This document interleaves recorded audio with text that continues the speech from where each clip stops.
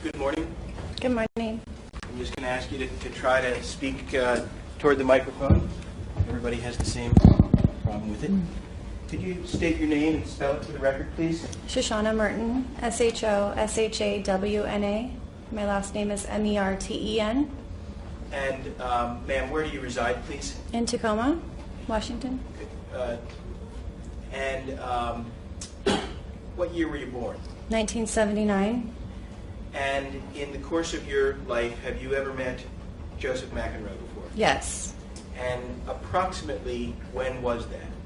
Or how old were you? Let me ask you I that. was 15. 15, so this is approximately 1994 or maybe 1995? Yes. Okay. And where did you meet him? At Burger King In what city? in Burien. You're in Washington? And could you just tell us how you met? Were you a customer there, or were you working there? I was working there, and I had me and my mother had issues, so I'd gotten kicked out of my home, and he had offered me a place to stay at his home with his family. Did you know any of the members of his family before you moved in? Yes, his mother worked at Burger King as well. Okay, is that Sean? Is that her name? Yes. And had you met any of his other family before you moved in? No. Okay. And how long did you live at his family house? About 2 weeks. And do you remember any of his brothers or sisters? No, I just remember they were younger. Like how much younger? A year younger? Or Quite a bit younger. It was a long time ago, so I don't remember much, but I thought that they were maybe under 10. Okay, elementary school age? Yes. Okay. What were your impressions of Joe McEnroe? What was he like? Quiet and different. How was he different? He kept to himself. He didn't talk to very many people. He was just a little bit different than everybody else. Did he did he work at Burger King at the same time you did? Yes. Do you recall, did he get along with the other employees there? I don't recall. I just remember he was very quiet. Okay. Did you have any kind of a relationship with him? No. How did he act towards you? I got the impression that he had a crush on me. Why did you get that impression? He brought me flowers after about 2 weeks of me living with his family, and that was the point where I had left. Why did you leave? Because I wasn't interested in him at all. Okay, as a boyfriend or anything like that? No. Was he a regular friend? No, I wouldn't say regular friend. Have you kept in touch with him at all throughout the years? No, not at all. Well, let me ask you this. Did you ever see him get angry with anyone? Not that I can recall. What were your impressions of his household? It was filthy. Describe, if you would, any details that you remember? It was really dirty. There was one morning when I went in the kitchen and to get some toast or something like that, and there was cockroaches on the counter and on the floor, and I don't remember much more than that. You did not like that? No. What do you remember about his mother, Sean? She was odd. In what way was she odd? What was odd about her? She didn't seem like she was playing with a full deck of cards. Why do you say that? She just didn't act how a normal person would act. Do you have any recollection of what she did that might be different or odd? No, it's just the impression that I got, that what I can remember, she just was odd to me. Okay. I remember thinking that I didn't know how she became a manager of Burger King, even though it was just Burger King. I didn't know how she became a manager because she seemed to not have it all upstairs. Seems to not have it all upstairs. Yeah. Did you ever see her interact with Joe or see how he reacted around her? I remember one time I think she yelled at him once at the house, and he didn't do anything about it. I can't remember him doing anything about it. Okay. I don't remember much. Yeah, it sounds like it was a long time ago, and you haven't been involved with the family at all. No, not at all. And do you recall whether anyone in the family had a speech impediment? They both did, I thought. Meaning, both who? Joseph and her. Joseph and his mother? Mm-hmm. Okay.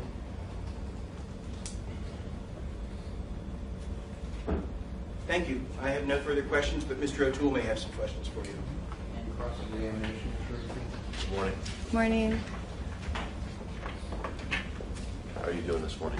Well, how are you? All right. I'm going to ask you a couple of follow-up questions, and then we'll be done. Is that all right? Yes.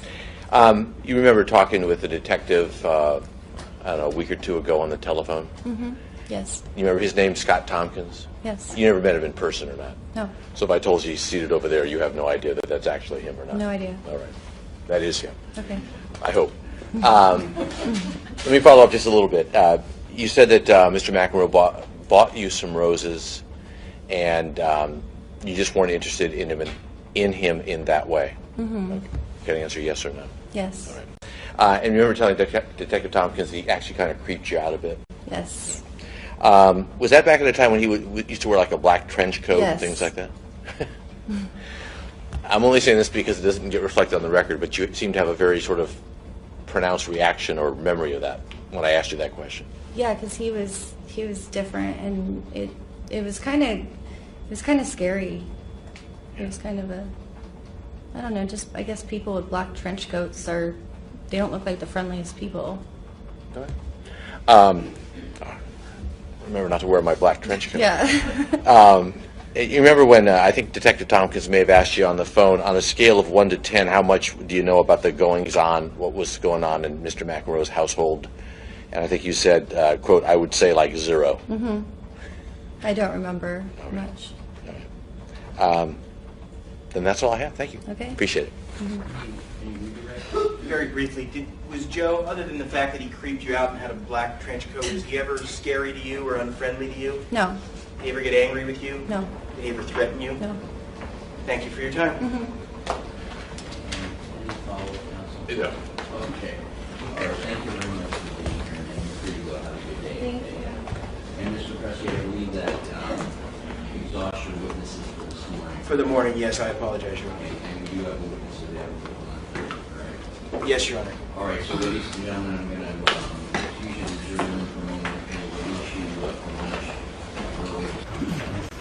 Mr. Cressy, you want to call your answer? Thank you, Your Honor. The defense calls Christopher Bowman.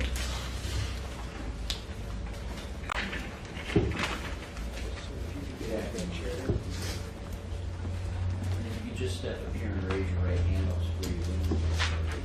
Swear affirm the testimony you're about to give to the truth, the whole truth, and nothing but the truth. Thank you, sir. Good afternoon. Good afternoon, sir. To the best of your ability, please try to speak into the mic. Okay. Could you state your name, please, and spell it for the record?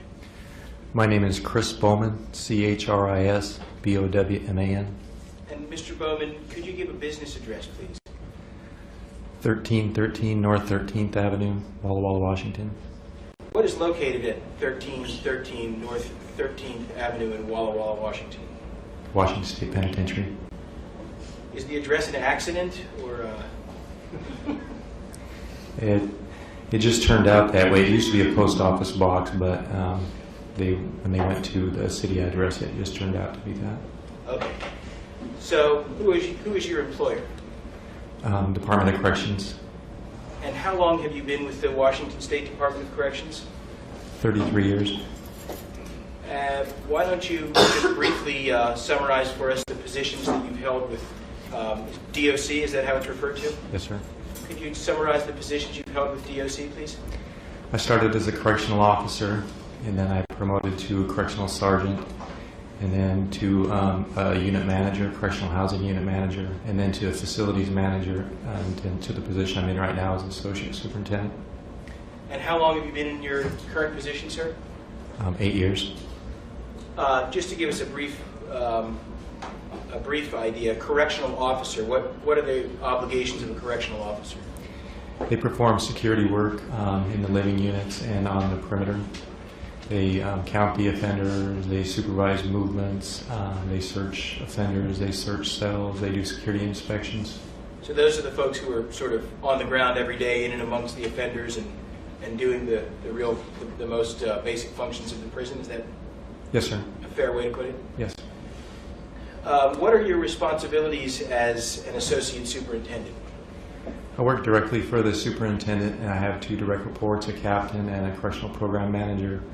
I'm responsible for a portion of the security-related functions as far as it relates to tools and keys and perimeter security. And also I supervise 2 medium security units that have 512 beds, 3 close custody special housing units that house mental health and protective custody offenders. There's 324 beds there. And then supervise the 2 intensive management units, which is maximum security, and there's 294 beds between those 2 facilities, or units, excuse me. Let me ask you, do you have any idea what percentage of offenders at the Department of Corrections have mental health problems? I would say probably approximately 30%. About 30%. Now, when you give that answer, are you talking about just the offenders who are in a special mental health unit, or just are those all the offenders who get mental health medications of some sort? Yes, that would be through the entire facility. So, if you're in that 30%, then let's say you're medicated for your condition. If you're not in that 30%, then you're probably not medicated. If you agree to participate in the medication protocol, then yes, you would be receiving medication, but they don't have to, and offenders don't have to agree to take medication if they don't want to. We encourage them to. Okay. Let me ask you, what are the different custody levels at the Department of Corrections? How do you classify them? We have a maximum security units, we have close units, medium security units, and minimum security units. So there's 4 classifications, if you will? That's correct. And what are custody points? Custody points are points that designate where an offender will be housed based on their classification review score that's determined through their facility plan. Can you give us a sense of what the custody points mean as far as where they're housed in the different security levels?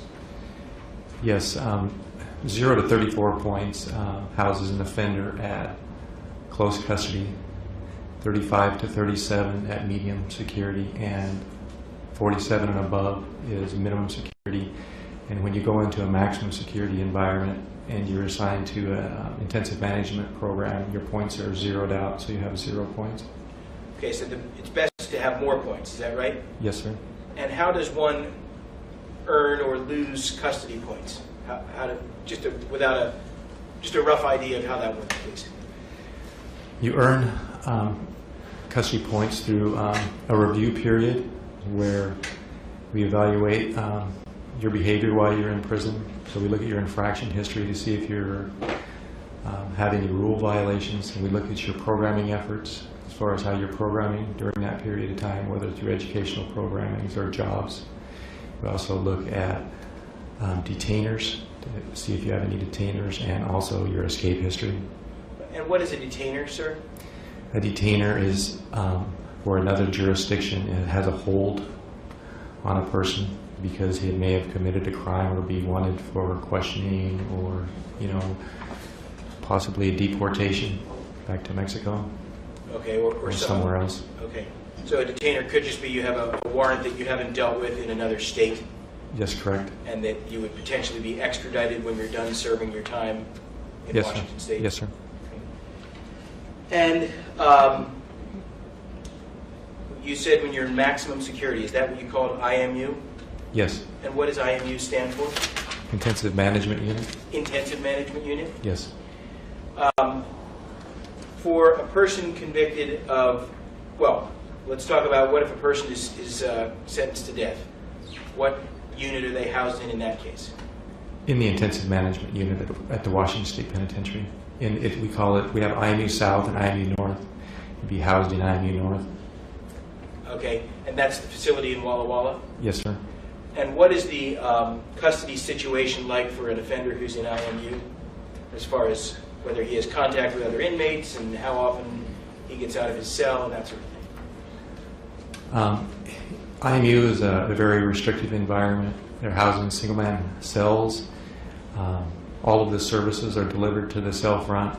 Any movement from the cell is in a minimum of a pair of handcuffs with 2 correctional officers escorting the offender from point A to point B, like to a recreation yard or a day room, or maybe to a visit, which is non-contact, and then they're removed from the restraints when they're put into that environment. But anytime they're outside of their cell where they're moving from point A to point B, they're restrained with 2 correctional officers.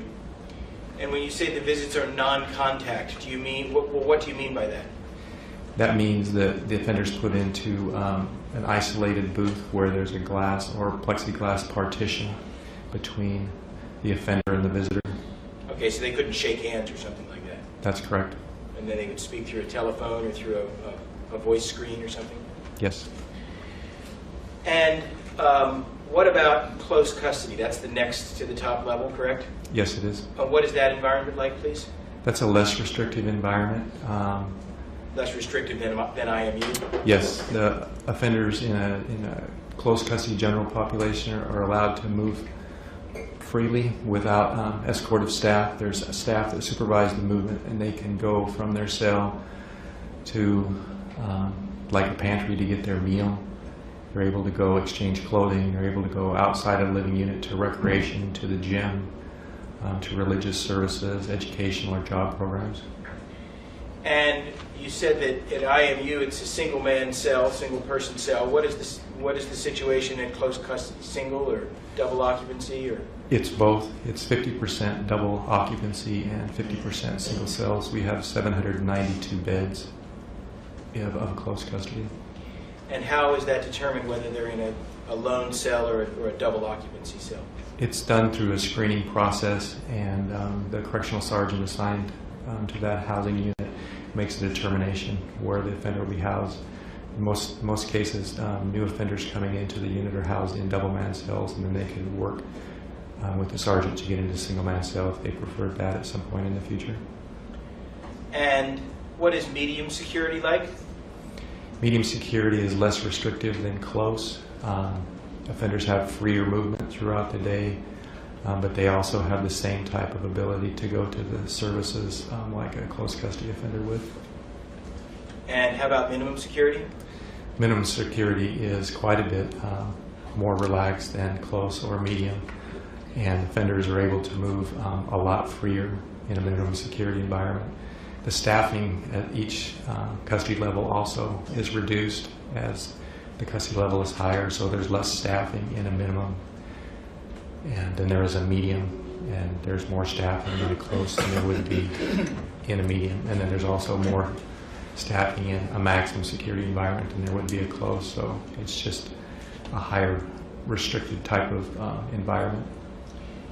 What sort of, are there any programming opportunities or job opportunities available to an inmate who's in IMU? Yes, there is. And what are those? We allow the offenders who achieve a level 5 in IMU, and level 5 is for the inmate sentenced to the death penalty. We allow them at level 5 to work in our day rooms, our recreation yards, and our modules, and clean showers, so it's more like a janitor porter job. You say tier porter, like T-I-E-R? Yes, sir. And is that the extent of the job of opportunities for a person in IMU? Yes, it is. Are there any vocational or training opportunities or educational opportunities available for an inmate in IMU? There are for inmates available, yes, in IMU. Is that automatically available when a person goes to IMU, or do they have to earn that? It depends on what they're there for. We have some offender change programs that we've started recently to where we target aggression control training, and we also have offender change program that is cognitive behavior. in-cell programming, and we have a program that's Achieving Your Potential that's more dedicated towards mental health offenders. We have educational programming for offenders who don't have their high school or GED diploma. So are those, I think you said, did you say it was a community change program or offender change? Cognitive behavior change. Yeah, offender change programs. Is that so the offender can improve himself, I guess, before he or she is released into the community? Yes, sir. So do they have those for persons sentenced to the death penalty? I mean, they're not going to be released. No, we don't. We would allow them to do in-cell cognitive behavior change program. We allow them to do that, but they wouldn't be able to qualify for any of the other programs. Okay.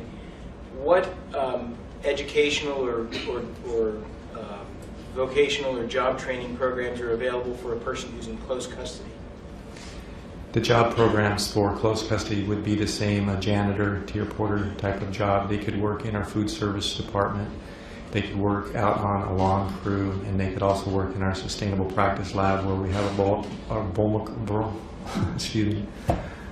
where we raise worms, which bromoculture, I'm sorry. We also repair bicycles in there, and we have a furniture factory, a woodworking area, and then they also make some teddy bears for use in the community. And what about medium security? What sort of opportunities are available for those offenders? And in addition to close custody, we have the educational programs, which would include vocational, and they would also be available in medium. So the same jobs that I just talked about in close would be available to the medium offenders, but we also have vocational programming for like building maintenance, bookkeeping, and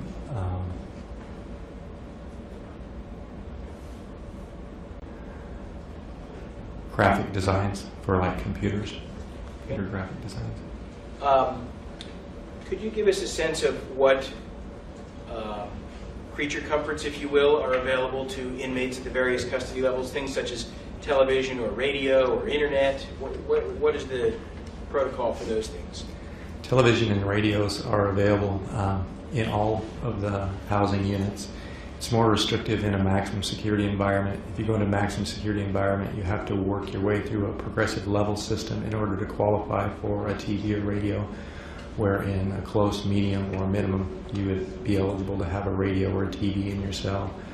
The amount of property is different from a maximum environment to a close, medium, or minimum environment due to the security requirements and the staffing expectations as far as the different security levels requiring different types of security processes to search the cells and stuff. So there's less items available in a maximum security than would be available to somebody that's in a general population in medium, close, or minimum.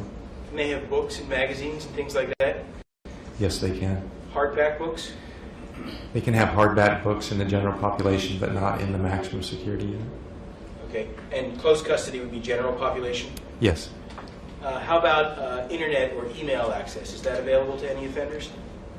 No, it's not. We have a JPay system that allows offenders to download music onto a JPay player, and they can also communicate with their families and others and participate in video visiting with their family. Like Skype type visiting? Yes. And is that available at all levels?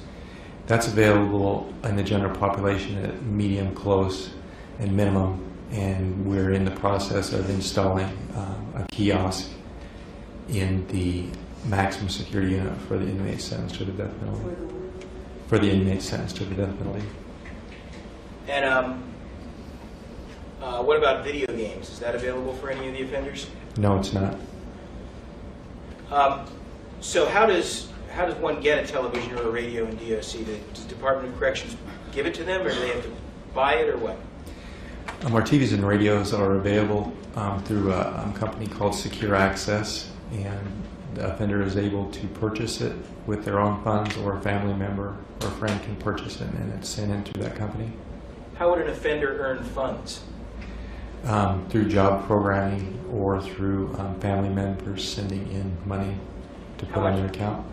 How much money can they make through job programs in DOC? There's different levels of job classes. Most of our job classes for the jobs I described are class 3, so they can earn up to $55 a month. We have correctional industry jobs that are available for minimum security offenders at the state penitentiary. There's also correctional industry jobs available at other facilities for medium security offenders that pay by the hour. And are they required to pay minimum wage or something, or less? They don't pay minimum wage, but they pay an hourly rate that allows progression pay based on their knowledge and skill level. If an offender is sentenced to life without parole for 6 counts of aggravated first-degree murder, where would that inmate be assigned if you're able to know, to the extent that you're able to know in advance, what sort of custody level would that inmate be assigned to? Well, there would be 2 choices. If it was just for the aggravated with no sentence to the death penalty, they would go to Shelton Correction Center, which is our receiving unit, where offender goes through an orientation and a diagnostic testing to determine where he'll be housed. What sort of testing? They look at educational as far as math and reading levels to determine their level of education. We look at medical, dental, mental health. We look at security threat group information. We would look at PREA concerns, which is Prison Rape Elimination Act, so we determine if they were a sexual predator, and also look at employment history in the community. We'd look at religious beliefs and any other information that was available to us. Would you look at prior incarceration records or medical records from prior incarcerations? Yes. And so, if a person gets life without parole, would their first assignment be to IMU or to close custody? Yes, the RCW requires within 10 days of a sentence to the death penalty that the offender is transferred to the Washington State Penitentiary and housed in a segregation unit, which would be the intensive management unit, for a minimum of 1 year.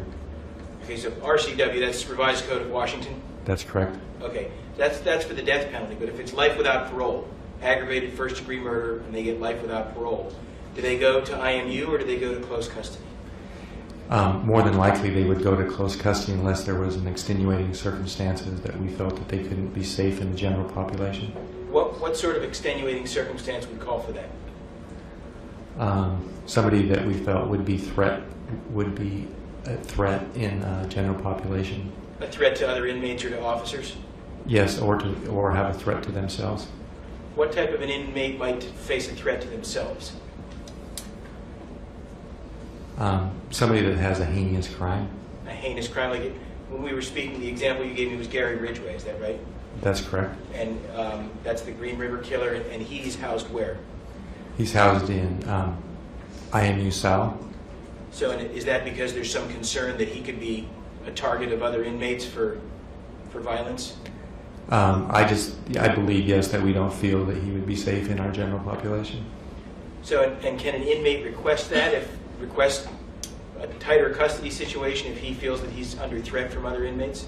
Yes, they can request protection, and we require that they document their concerns in writing and then turn it over to our investigations unit, and we would do an investigation to see if we felt that the individual needed to be protected. But while we were doing that, we would isolate them in our IMU while we perform that investigation. Okay, because in that case, they're just in their own cell and nobody can get at them. That's correct.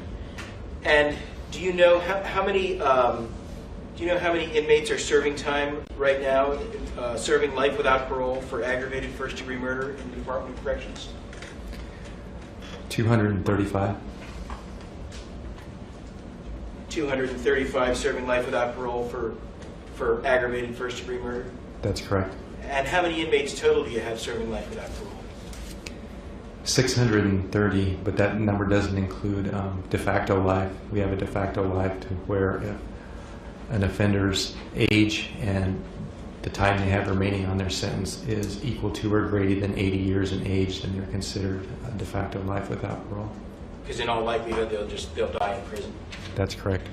So you have, and about how many de facto lifers do you have? At our last count of March 31st of this year, 366. Okay, so roughly 1,000 persons serving life without parole or de facto life without parole? That's correct. And 235 of those are aggravated first-degree murder? Yes, sir. And how does a person, well, let's say a person is sentenced for 6 counts of aggravated first-degree murder. They would presumably start at close custody, is that right? Yes. And what would need to happen, could the custody level ever be reduced for that person? Could that person ever get to medium? Yes, it could be reduced. And how would that occur? They're required to do a minimum of 4 years in a close custody environment to be considered for housing at a lower security level. And if they do now, during those 4 years, if they get infractions or there's other misbehavior, then would that zero the 4-year clock? Or It wouldn't zero the 4-year clock. It wouldn't start over. But somebody with that time structure would have an annual review. So at 12 months, we would review their security and custody level through a facility plan and determine what their point level was at that point. So they have an annual review that would occur. And if they were denied at that 4-year mark, they could be considered at the next annual review. okay, so and then essentially, then once they earn enough custody points, they could potentially be reduced to medium. That's correct. And is it just earning the points and you're automatically transferred, or is there anything else that's required before an inmate would be transferred to medium security? Through the facility plan, the facility would make a recommendation to the deputy director at the headquarters level, and that position would make a determination whether they felt they were suitable to be housed in a medium environment. Okay, so there's a higher level of approval needed for that. Yes, sir. Is that you're an associate superintendent, correct? That's correct. And do you have the power within the scope of your job to make those determinations? No, I don't. I just make a recommendation. And then it goes to somebody the next level up from you? Yes. Or is it more than one level up from you? Well, there's quite a few levels above me. I say that to myself all the time. First, there's my wife. No. I report to the superintendent, and he reports through the command structure of a deputy director at headquarters, and then there is a deputy secretary that reports to the secretary for the Department of Corrections. So there's 4 or 5 levels above my position. I'm just trying to get a sense of how far up the food chain, if you will, you would have to go to get reduced, to get approval to get reduced from close custody down to medium. Probably 2 levels below the secretary for the Okay. Department of Corrections. A couple levels above you, a couple levels from the top, Yes, sir. roughly. Is that right? Mhm. How about, are there any individuals serving life without parole who are in, for aggravated murder that you know of, who are in minimum security? What does that, is that possible to get reduced to that level? It's possible, but not likely. We have a very small percentage of that 1,000 that we discussed, maybe 4 or 5 that are in the minimum environment right now. And why would how did those individuals manage to get into minimum, if you know? I honestly don't know, but I would assume it's either through age or through the review process that it's believed that they're not a significant flight risk. Okay, so is that something that could potentially happen within 5 years, or is it more likely to be much further down the line? It would be very unlikely, and it would be much further down the line. Okay. A few years ago, I believe that there was a prison officer, a corrections officer, killed at the Monroe facility by an inmate. Is that correct? That's correct. In your time with DOC, how many times has an officer been killed by an inmate? That was the first time during my career. Has Department of Corrections taken any steps to increase safety or change their practices in the wake of that tragedy? Yes, they have. And what have they done? They outfitted all of the officers working in living environments and inside the security perimeters with OC, which is a pepper spray that allows them to respond and deal with incidences without putting hands on the offenders. So they're able to break up fights and stuff with the use of a pepper spray. And then there was also a place safety initiative that was initiated at all facility levels, where there's a local security advisory council that meets with staff from all classifications throughout the facility, and they meet and they discuss safety issues, make recommendations that are forwarded up to a statewide security advisory council, where they determine whether the recommendations are appropriate enough to change policy to create safer environments for staff and offenders. And the last I had heard, there was over 1,500 changes that have happened as a result of those advisory councils. Okay. So in summary, if a person's sentenced to life without release or parole, they would, for aggravated first-degree murder, they in all likelihood go to close custody, or they would definitely go to close custody. They would definitely go to close custody. But they could go to IMU if there were additional security concerns, either because they could be a threat to other people or because they could face a threat to themselves. Yes, sir. And it would take a minimum of 4 years to get from close custody to medium. Is that That's right? correct. But even at that, you'd need approval of a some sort of a deputy secretary of corrections from the state level. Yes, sir. And beyond that, it's unlikely that the person could ever get from medium to minimum security. And if it did happen, it would be a long way down the line. Correct. Are prisoners sentenced to life without release or parole, do they have the opportunity to go out on work release? No. Can a deputy secretary or anybody else change that or approve a work release situation for a person doing life without parole? They possibly could, but I would believe that they wouldn't. Have you ever heard of that happening? No. Is a person allowed, a person sentenced to life without release or parole, are they allowed conjugal visits from a spouse or a girlfriend or boyfriend? They could be considered through our screening process once they achieve medium security. Even if you're in medium security, though, a conjugal visit is not guaranteed. That's correct. Are they allowed furloughs? If you're sentenced to life without release or parole, can you get a furlough to go to a family funeral or something like that? No. Okay, thank you, sir. I have no further questions. You're welcome. Cross-examination, sir? Thank you. Good afternoon, Mr. Bowman. Good afternoon, I take sir. it you probably drove over. You drove over this morning from Walla Walla. Yes, I did. All right. How's the weather over there? It was great. Okay. It's even nicer here. I'm just going to ask you a couple follow-up questions, if that's all right. Yes, sir.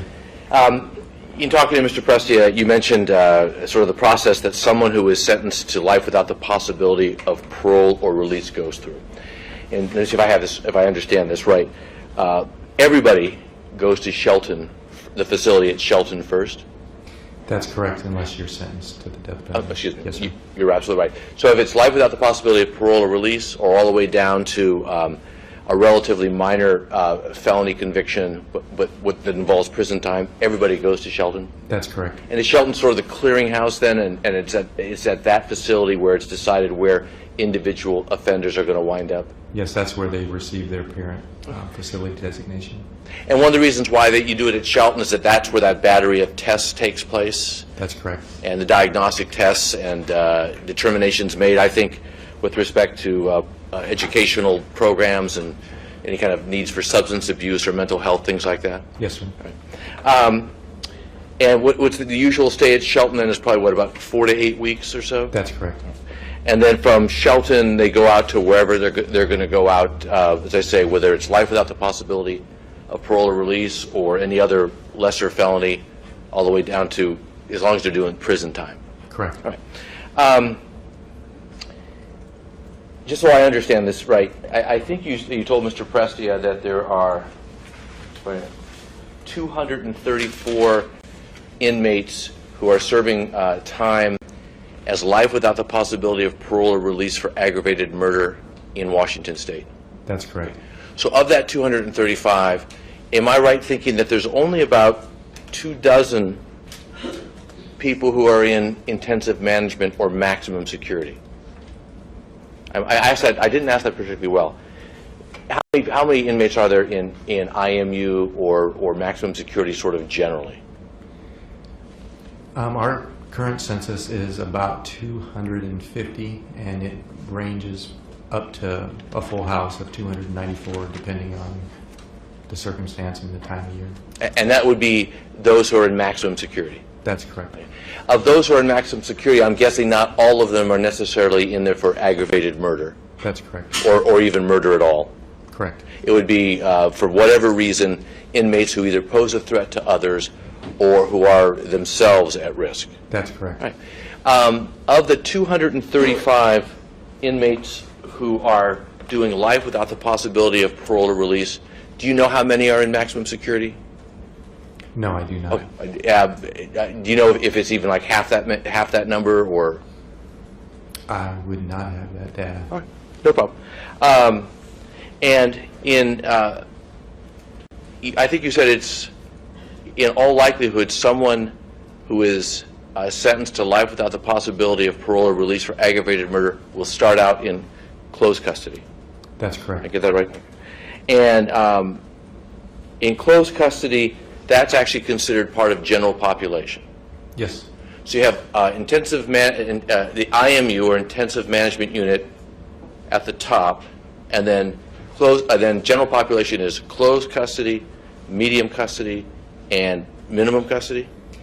Yes, and then we have a special housing unit that is close custody, but it's not a general population per se because it houses protective custody offenders who can't get along in the general population and mental health offenders also. Okay. People who might be at risk from others or to others. Yes. All right. And if someone is sentenced to life without the possibility of parole or release and they start out in closed custody, they're there for a minimum of 4 years.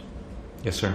And after 4 years, they can go from closed custody to medium custody, or medium security. I know which word I should be using here. Yeah, that's correct. All right. Medium security or medium custody? Either one works. Okay, that's good. Now, let's look at closed custody first, that first 4 years. In closed custody, am I right thinking that a person, an inmate, is out of their cell probably 8 to 9 hours a day? That's Is correct. that right? And so they're eating, they're with other inmates in the dining hall. Yes, There's an opportunity for them to have personal property, things like that. correct. Opportunity to get to work, for employment and all. Yes, They have an opportunity for further education. yes, They have an opportunity to participate in treatment if it's necessary by way of either substance abuse or mental health, things like that. yes, sir. Also in closed custody, they would have access to a gym, to Yes. workout facilities, Yes, sir. access to a library, Yes, sir. access to like religious programs or the ability to practice their faith, Yes, sir. family programs. They can visit with their families and contact visiting. Okay. And Mr. Presti, I asked you about something about I don't know if it's called no contact visiting, but whatever. That's correct. Contact, if you're in closed custody for those first 4 years, you do have an opportunity for contact visits, right? That's correct. And if I understand contact visits, that's where you can actually have contact with the person you're visiting. Yes, It's amazing they would call it contact visiting. But by that I mean people can embrace at I assume briefly. yes, Okay. correct. Embrace and whatever, but meet without any kind of a barrier. Correct. They have access. They've got in closed custody access, or the opportunity to have access to a television Yes, and to a radio, correct. books, Yes, magazines. correct. All right. So after 4 years are up, and that's closed custody, then there's the possibility of medium custody, correct? Yes, sir. And is medium custody something that's it's usually something that happens in most cases, or is it something that's unusual for someone to go from closed custody to medium custody? It's not unusual. Okay. Is it something that you would expect to happen? First of all, they have to qualify, through their behavior and through their annual review. So they have to be, programming. They have to be staying out of trouble in order to achieve that level of points to be transferred to, a less restrictive environment. Okay. So if you're in for life without the possibility of parole or release for aggravated murder, you spend 4 years in what we've just described, closed custody. There is then the possibility or even the probability you'll be in medium custody at some point after 4 years. That's true.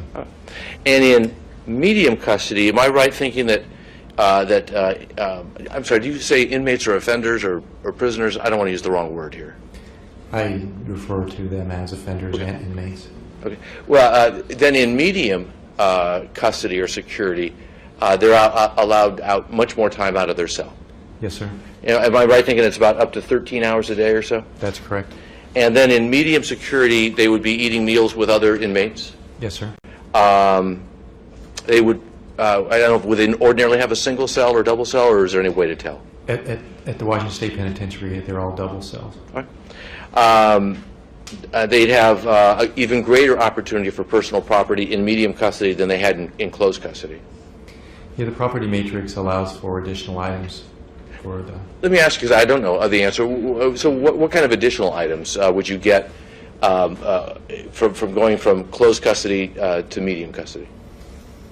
What types of things? You probably could... that's a good question. I didn't look at the property matrix before it came, so... I didn't know if you meant like toiletries or different types of clothing and things like that. Yeah, they allowed different types of items based on the security level, just based on the risk that those items would create in those environments. So if they had an item they felt that was more of a significant risk in close custody, they would probably be able to have it in medium or minimum. But I couldn't tell you exactly what those items are. Sorry. Nope, no problem.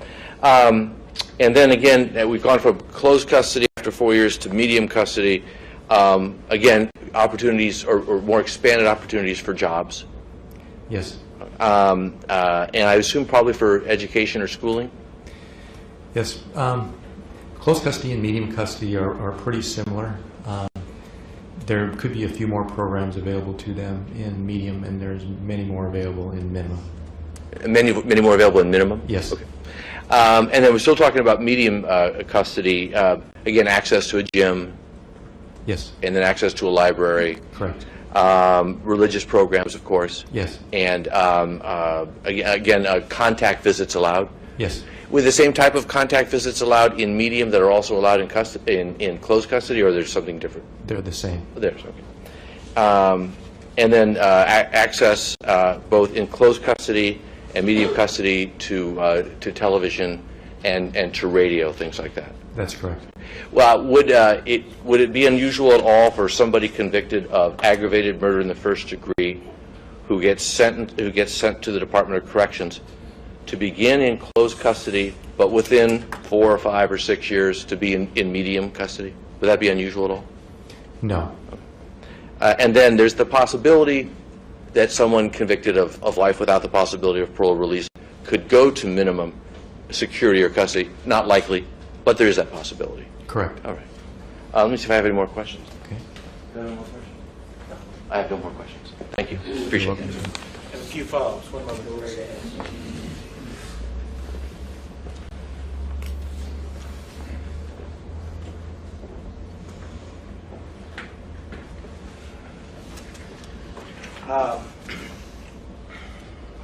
Sir, for the inmates who are in IMU, do they have access to a gymnasium? No, they do not. How about a recreational yard? They have recreation yard, and then they have also a day room. And what's the recreational yard like? Is that outdoors or? It's outdoors. It's in a walled environment with a fenced-in cover over the top of it. What can they do out in that environment? They can play handball. They can run around the inside perimeter and make phone calls. Okay, but they're in that alone because they're in IMU. Correct. But in the day room, they can have contact, even if they're in IMU, with one other inmate, if they're at level 5? That's correct. And that would be for card games or board games or that sort of thing? That's correct. Do the inmates at IMU have access to a library? Yes, they do. And how about religious services? Yes, they do. For a person coming in to have a contact visit with an inmate, and the contact visits with inmates are the same in medium and in closed custody, correct? Yes, The visitor who comes in, they would be screened by security, is that right? that's correct. Is there a metal detector or something? Yes. And are they allowed to bring things like laptop computers or any of that stuff? No. And are they screened before they come in for criminal warrants, outstanding warrants, and that sort of thing? Yes. And in the environment where they're actually visiting with the inmates, that's a supervised environment, right? Yes. And who's that supervised by? It's actually supervised remotely from the officer in the control room by a camera. Okay, but they're under that camera security at all times. Yes, sir. And transfer from close custody to medium custody is likely, correct? Yeah, I'd say possible. Possible. It's not a sure bet, though, correct? Correct. They have to earn it. Yes. And the purpose behind having the ability to get it to a higher or better custody level is, I mean, the inmates are kind of given an incentive to behave. Is that right? Correct. So, and the incentive is exactly what? The incentive is to allow them to have freer movement and have opportunity for more programming opportunities and get into a less restrictive environment where their life would be more normal than it would in a more restrictive environment. Okay, but you're still in a prison, That's correct. and if you're not following the rules, if you're not doing what you're supposed to do, you could go back to close custody, right? That's correct. Or at any point you could go to IMU if the violation were serious enough, correct? Yes, sir. Okay. Thanks. I have nothing further. Okay. Mr. O'Toole? I do not. Thank you, though. Your Honor. Appreciate Thank you very much. You're welcome. Here, sir. Here you go. Have a good and safe trip. Thank you. Thank you. And Mr. Presky, I think that's it for the Yes, I'm sorry. That's all we could line up this afternoon, Your Honor. Very nice. Thank you. All right, so ladies and gentlemen, in a moment I'm going to see you back to the jury room in the issue that earlier heard at the end of the day. A couple things I want to add to you right now is, first of all, I want you to understand that we all appreciate the commitment that you've made to be with us as long as you have thus far. And we really understand the impact that this has on your normal lives and so forth, and we're trying to be cognizant of that. We'll be getting together hopefully Monday to sort of figure out what the rest of the calendar looks like so that we can give you a pretty good projection about when we will be finishing up. But I want to remind you all that during that last week of April, we'll be in recess. I think some of you have already made plans to be out of town and so forth during that week. It was something that sort of foreshadowed for you during jury selection, so keep that in mind. So I understand that at least one of you won't be back on May 4th, so we'll be in recess on that day as well. So next week on Monday, hopefully I can give you a good projection as to when we're going to be likely finishing up. But I want you to be aware of that 1 week that we're definitely losing, to the extent that that might be worth to you in getting some of your personal things taken care of in the meantime. The other thing I want to make you aware of and let you know that we're very appreciative of this. We all know the gravity of what you guys are dealing with in this case and the decisions that you have to make in this case, and you all really acknowledge that. And that's one of the reasons why I want to give you a little bit of predictability from now on so that you have at least sort of an end in sight. Okay? I don't think there's any likelihood that we're going to go as long as we had warned you of earlier on, but I still think it's incumbent upon us to give you some projection as a target date for you. So Okay? that light's not a train, right? The light at the end of the tunnel is not a train, is it? You know how many times I've used that myself? But no, it's a little flashlight by a very nice man at the end. Have that vision. Okay? But yeah, we'll give you a good projection on Monday as to exactly where we are and what you can expect for the future, okay? But I just wanted to let you know that we're all appreciative of your attention, and we're all very much aware of the toll this is taking on you as well. So thank you very much for your service. And with that being said, I've got to tell you, don't talk to anybody. It seems a little incongruous, but please resist the temptation to chat with anybody about the case. I know how hard it is for you, but that's just one of the rules we've got to stick with. And like I told you several times already, I've only got 12 years left. So I got to keep you healthy, and I got to keep you with us. So please hang in there for a little while longer with us, okay? So have a great weekend, folks, and we'll see you on Monday, okay? Thank you.